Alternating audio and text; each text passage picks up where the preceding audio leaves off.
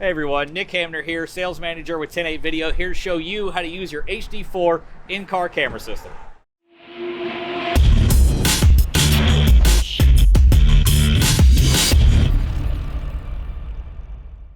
Going to want to start out by making sure we put the SD card in and shut the door and lock the DVR. If the DVR is not locked, it will not boot up the system. Once that's complete, you can then stick your key in the ignition, start the vehicle, or if you have a push button start, press foot on the brake and then press the start button. Once that's done, you'll see on the DVR, the blue power light comes on, followed shortly after by the 3G, 4G, and GPS lights. Those will stay on during the boot up process. Once the boot up process is complete on the DVR, you'll notice the SD1 light power on and flash a few times. Once the power gets up to the monitor, you'll see the 10-8 Video logo power up. You'll see camera feed from all cameras shortly after that, and then it will default to channel 1. It's a good idea to leave your mic in your cradle after your shift is over so it can charge overnight. This cradle should be able to charge your mic even when the vehicle is off. Your light panel, wireless mic, and manual switch are all able to trigger the system to record whether you are in or out of the vehicle. When it's recording, you'll see camera, alarm light, and the record lights come on. That will be a visual reminder that the system is on and functioning.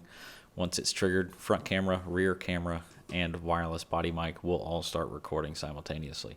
If you're on a stop and you did not trigger the recording when you got out of the car, you can press the record button on the wireless body mic. To turn off the recording, disable whichever trigger you use to start the recording. Once the recording is over, you should see the alarm light and the record light go away on the DVR. On the remote, this is how you'll interact with the DVR. You'll see your menu buttons, info, F1. Pressing the info button, this will bring up the system info. This will see all channels of input, up to 4 channels, depending on how you have your system configured. These are all your IOs. IOs are your triggers on the system, and you can see which is enabling an alarm and which one's causing a record. This will all be used for diagnostics over the phone if you ever have any issues with the system. Continuing pressing the enter button to change between screens. The G sensor will need to be calibrated after installation. Here you go into the menu, Go into the alarms. G sensor, and then you'll see some of the readings are close to 1G already just from being angled in the console.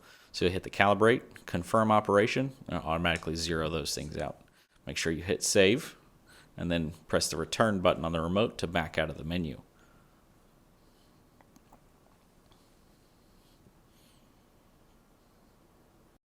Now when you go back through these settings on the info button, pressing enter to scroll through, you'll see that all the G sensor readings are where they should be. You'll just press return 3 times to get out of that screen. The F1 button will bring up your main system info. This will have your software version, all your IO states, and we'll also have your GPS, whether it's reading your GPS and things like that. In here, the software version, when you call, we may ask you for it. So it's in the top left corner, pointing at it right now. So if we ever ask you for that, that's what we're asking for, and that's how you get to it. On the next screen, you can see the status of your SD cards. And also, you can see the, again, the G sensors. At the end of your shift, when you shut the car off, if you're retrieving your SD card, you will need the keys for the DVR to unlock it. Wait for the SD1 light to stop flashing and turn off before removing the SD card. Once this is done, you can slide the door open and remove the SD card by pressing in. Take the SD card into whatever computer you're using to upload your videos. Inserting your SD card into the computer where you have the 10-8 Video player installed. Insert it just like you would into any other SD slot. Just press in, you'll hear it click. So when you insert your SD card, these are the files that will show up. You'll see that they are date organized. Inside of every date folder, there will be files. Right now we're creating a folder on the desktop for all the videos to go in. It is our recommendation to have a folder on the computer for each car. We recommend doing it by car number or badge number, however you have your cars arranged. Once your folder is created and named, you will be able to move the files from the SD card over into the folder that you've created. Again, we do recommend a folder for each officer or each car, depending on how your department has the cars assigned.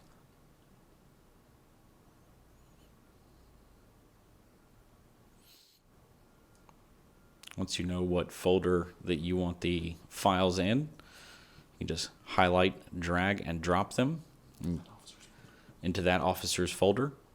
Then you'll get the status screen that comes up. Once the drag and drop upload is complete, all the files will be accessible in the officer's folder. They will be organized by date and time. Open up your 10.8 video player software. Once this is open, this will be the main screen that it automatically defaults to. This will be where you'll access as you select your folder.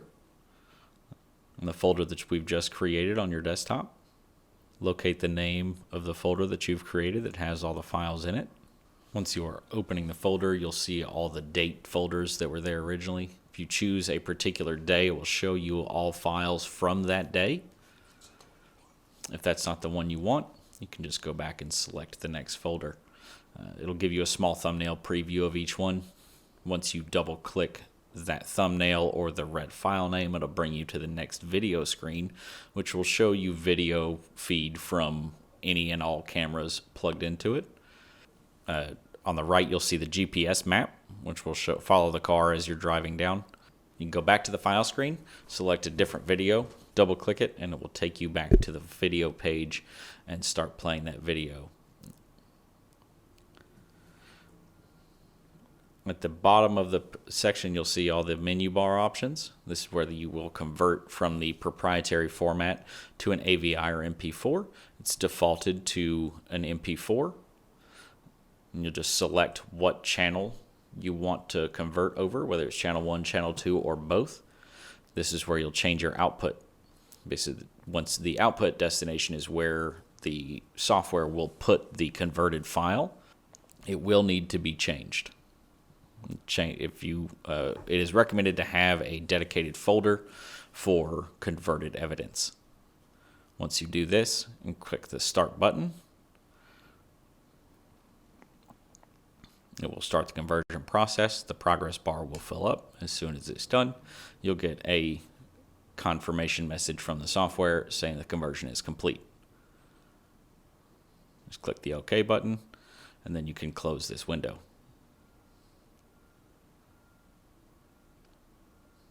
Now, you can see here, we have the converted file. Has a little traffic cone next to it. We do recommend VLC Media Player for all playback of converted files. Do not change the file name of the raw file from the DVR. Only change the file name of the converted file that is either an MP4 or AVI. Once it is converted, you can change the name to put the case number, the suspect's name, traffic stop, time and date, whatever you want to use as your identifier.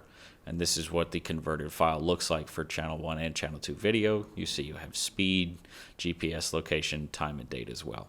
We recommend keeping the original file because of all the GPS location data, triggers, and all the vehicle speed. This is just raw video and will not include any of the map location or anything like that. The software is included with the systems free of charge for all purchases, and you are welcome to install this software on court computers, DA's computers, or any other officer's computers that might need access to it. You'll get a disk with the software included with the system. It can also be downloaded from our website under the support section. Here you can see the map. The green car is the patrol vehicle, and we'll follow down through the map. You can see it uploads or updates the GPS coordinates as the vehicle is traveling, tells you how fast it's going. You can see this is a Google Maps view that will show you business names and things along that line for reference. All of our systems come with free lifetime software and firmware updates for the DVR, as well as tech support. We are open 8:30 to 4:30 Monday through Friday Central Standard Time. Don't hesitate to give us a call if you have any questions. Thanks so much.